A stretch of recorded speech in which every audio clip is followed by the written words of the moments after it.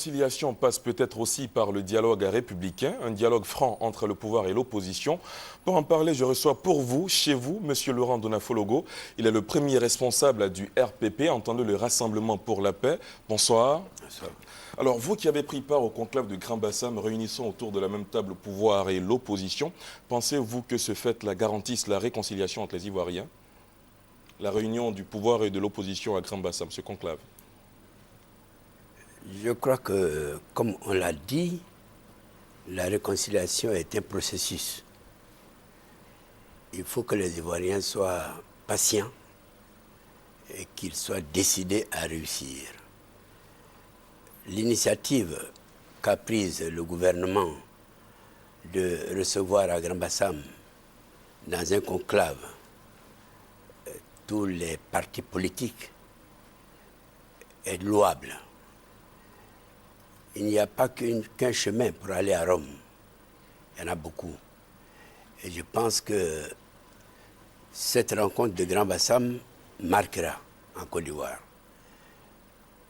Nous la considérons comme le premier grand pas vers la réconciliation. Cela n'enlève rien à la valeur et au sens de la commission de réconciliation. Mais il faut reconnaître que la division des Ivoiriens vient des partis politiques. Justement, Monsieur le Président, les Ivoiriens, en raison des crises que le pays a connues, doutent de la sincérité des hommes politiques. Qu'est-ce que vous avez à leur dire ce soir? Je ne sais pas si tout le monde est sincère, mais en ce qui me concerne, je suis sincère, et totalement. D'ailleurs, je ne fais rien sans la sincérité. Cela ne date pas d'aujourd'hui, tout le monde le sait. Nous avons été conviés par le gouvernement et nous avons répondu à son appel sincèrement. Au demeurant, vous le savez, dès l'arrivée au pouvoir du nouveau président, nous étions parmi les premiers à nous rendre à l'hôtel du Golfe pour lui dire, Monsieur le Président, nous voulons saisir la main que vous tendez, la main de la réconciliation, la main de la paix, la main de l'entente, de la cohésion sociale. Et depuis ce jour jusqu'à aujourd'hui, tout ce qui peut être fait dans ce sens, nous le faisons.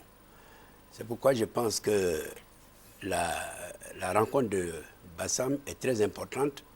D'abord, elle nous a permis entre nous-mêmes de nous retrouver, ensemble avec les membres du gouvernement. C'est très important. C'est très important.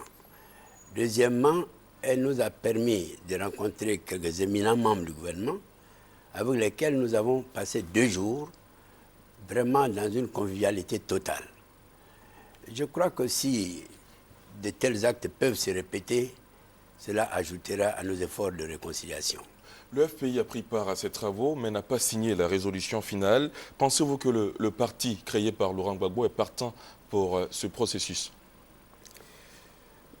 Mais moi j'espère qu'il est partant, bravo, c'est-à-dire la veille de la signature, qu'il était venu en observateur, qu'il a donc observé, il a pris note et a pris l'engagement devant nous d'aller informer ceux qu'il avait envoyés et leur demander de s'inscrire, demander à son parti de s'inscrire dans le processus de réconciliation. C'est une parole forte, nous lui faisons confiance et je pense qu'il n'y a pas là à douter. Il y a, pour nous, tous les partis politiques sont partants pour la réconciliation. Pour terminer, Monsieur le Président, au lendemain de ce conclave de Grand Bassam, qu'attendez-vous du gouvernement? Bon, nous avons, comme vous le savez, produit un communiqué final dans lequel nous disons, nous souhaitons auprès du gouvernement un certain nombre de choses. J'ai dit à mes amis que la manière de demander est peut-être plus importante que ce que l'on demande. Aujourd'hui, il y a un pouvoir et il y a des partis politiques. Celui qui est au pouvoir pour la Côte d'Ivoire, c'est celui qui possède, celui qui dirige. L'opposition s'oppose. Et si l'opposition veut obtenir quelque chose, il doit approcher le pouvoir et lui demander. nous avons souhaité que quelques prisonniers qui sont encore en Côte d'Ivoire, s'ils n'ont pas fait d'actes très graves que nous ne connaissons pas, que le gouvernement accepte d'examiner leur cas et de les libérer. Nous avons demandé que le gouvernement autorise le retour des exilés en Côte d'Ivoire. Ces amis, ces frères ne sont pas de notre parti. Ils sont de la Côte d'Ivoire et nous pensons que s'ils respectent ce que demande le gouvernement, ils reviendront. Nous avons dit, c'est le rendez-vous du donner et du recevoir. Vous respectez le gouvernement, vous vous opposez, comme dans tout pays démocratique, et le gouvernement lui aussi fait un effort pour que tous les enfants de Côte d'Ivoire se retrouvent. Ça, c'est une première chose.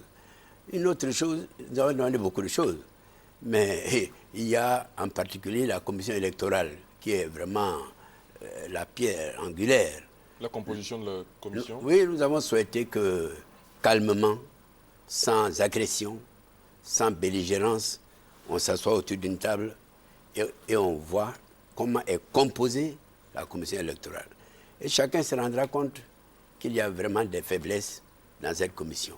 Alors, ensemble, nous devons chercher à les corriger.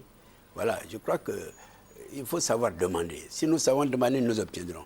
En tout cas, c'est ma position et je crois qu'elle portera ses fruits. Merci à vous, M. Laurent Donafologo. Je rappelle que vous êtes le président du Rassemblement pour la paix, le RPP. Merci d'avoir répondu à nos questions.